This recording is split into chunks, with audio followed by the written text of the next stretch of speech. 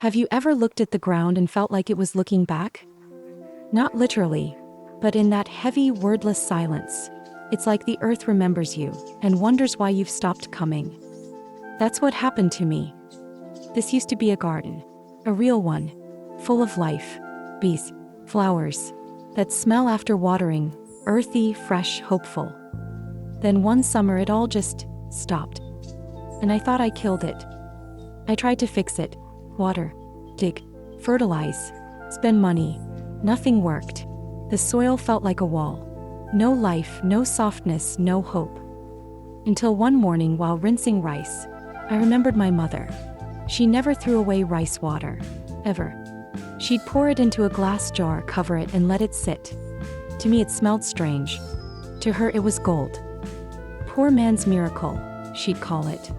The earth doesn't need much, just to be heard. I remember rolling my eyes back then, but that memory came back clear. Her hands, her soft smile, the cloudy jar by the window. So I did it. I rinsed the rice, poured the water into a jar, left it in a warm spot for 48 hours. Day 2 it started to bubble. The smell was alive. I didn't have faith. I had fatigue. But I walked to the driest patch in my garden, poured that strange smelling water into the cracked ground. Then I walked away. Day 1, nothing. Day 2, nothing. Day 3, I saw it. One tiny green sprout cracking through the dirt. And next to it, a worm. I froze. That worm was the most beautiful thing I'd seen all year. Not because I love worms. I used to scream at the sight of them. But now I knew what it meant. Worms don't come unless the soil is alive. They are the front line, nature's first responders. And that tiny movement told me the garden was waking up. But not just the garden. But I walked to the driest patch in my garden, poured that strange smelling water into the cracked ground. Then I walked away. Fermented rice water isn't magic. It's microbiology. When rice water sits, it ferments. Lactic acid bacteria, yeast, enzymes. They multiply. They eat organic matter. They build nutrients. They don't feed the plants directly. They feed the soil. The soil becomes porous, breathing. Worms arrive. Microbes return. I compared 3 garden beds. 1. Chemical fertilizer. 2. Regular water. 3. Fermented rice water. Week 1. Fertilizer gave a boost, then flatlined. Water, barely a change. Rice water, slow and steady, deeper color, richer texture, worms. It's not fast, but it's real. And real growth takes time. You can judge soil by its worms. If they're there, the system works. They dig, aerate, process. They turn dead leaves into living nutrients. And when they move in, they bring friends, fungi, bacteria, even birds. And here's the strange part. I started to feel like one of them. Not flashy, not fast, just showing up. Doing my little bit, over and over. Feeding something I couldn't see but believed in. The garden changed, and so did I. There was one corner I'd given up on. Bone dry. Nothing grew there in years. I poured rice water there mostly out of habit. No expectation. Why not? 3 days later, green. 2 sprouts. Then 6. Then 10. It's now the prettiest part of the yard. And it waited for me. Not for my perfection. Just for me to come back. I didn't cry when I saw the sprouts. Not when I saw the worms. But when the butterflies came back, I lost it. 3 months of feeding, waiting, whispering to the dirt. And one morning there they were. First 1, then 5, then too many to count. Hovering, dancing as if they remembered. Nature doesn't need saving, I thought. It needs permission. Rice water didn't fix my garden. It reminded it that it was still loved. And that was enough. I used to think if something didn't work in a week, it wasn't worth it. That mindset came from the world, not from nature. Nature doesn't rush. It doesn't refresh. It rests. It prepares. And then, it returns. The first 3 days after I poured that rice water felt eternal. I checked the ground every morning like it owed me a miracle. But when that first sprout came, I realized the miracle wasn't instant, it was earned. Fermented rice water doesn't work on our schedule. It works on the earth's rhythm. And if you're in sync, you'll notice life starts whispering back. When I moved into a smaller home, I thought gardening was over. No backyard, just a balcony, a patch of light, a few pots. But something in me couldn't stay away. I started with a planter box, some basil, a tomato vine, dry soil, no worms, no scent. I added rice water, once a week. Week 2, the smell changed. Week 3, tiny flies. Week 4, green explosion. And one morning, a hummingbird, in a 6-foot space, reminded me, you don't need a big garden to grow big joy. You just need to care about the soil that's under your feet. Even if it's only one pot. I used to overdo everything. Overwater, over-fertilize, overplan.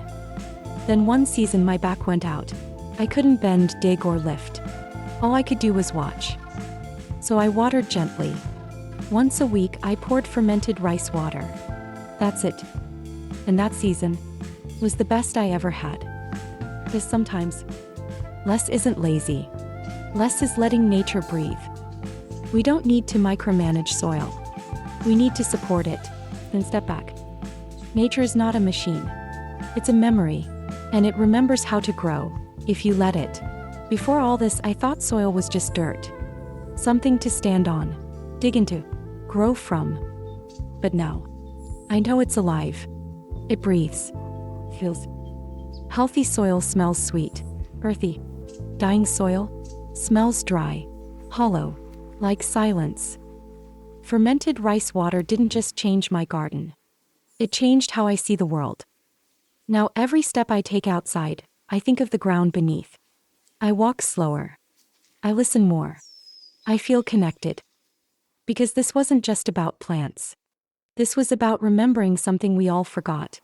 The soil is not the end. It's the beginning of everything. There was a moment when I stopped talking to the garden.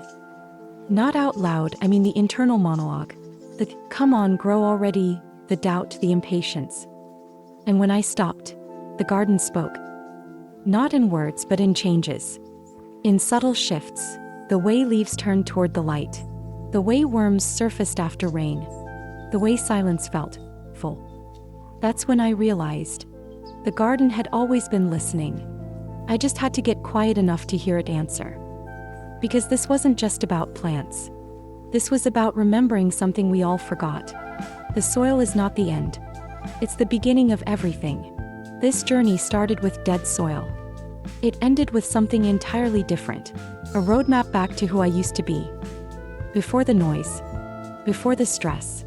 Before I forgot how to slow down. Every jar of rice water I poured wasn't just feeding the soil. It was a message to myself. I still care. I'm still here. And now when I walk through my garden, I don't just see life. I feel rooted again. Maybe that's what gardens really do. They don't just grow plants. They grow the parts of us we thought were lost. One night, weeks after everything changed, I had a dream. I was walking through my old garden, not the dead one, but one from memory. It was alive, glowing as if every leaf carried its own light. There were no tools, no rules, just breath, movement, soft wind. And in the middle I saw her, my mother. She didn't say anything. She just held out a jar of cloudy water and smiled. I woke up crying, not from sadness but from feeling seen. Gardens don't just grow food. They grow memories. Sometimes even the ones you thought you'd forgotten. Everything in the garden is a circle. What dies becomes food. What's discarded becomes seed. What looks like waste becomes nourishment. And when I poured fermented rice water, that circle began again. It humbled me, this idea that nothing is ever really lost. Even spoiled water has a place. Even forgotten patches can bloom. I stopped fearing decay. I started seeing it for what it really is. The beginning of the next thing. That's what soil taught me. And I carry that lesson everywhere now. I used to think being a gardener meant knowing plants. Now I know it means knowing patience and presence. It's not the tools or the tricks. It's the choice to keep showing up, even when nothing grows, even when it feels useless. That's what I did. And somewhere along the way, I changed. The earth accepted me, not as a visitor, but as one of its own. So no, I'm not just someone with a yard full of plants. I'm a gardener, because I finally understand what that means. All of this started with one jar of cloudy water. Not a product, not a secret formula, just something simple, forgotten, humble. And it brought back more than a garden. It brought back a part of me that had gone quiet. So if you're still waiting for something to bloom in your yard or your life, maybe start there. With what you already have, with what feels small. Because sometimes, that's exactly what the earth and your heart have been waiting for.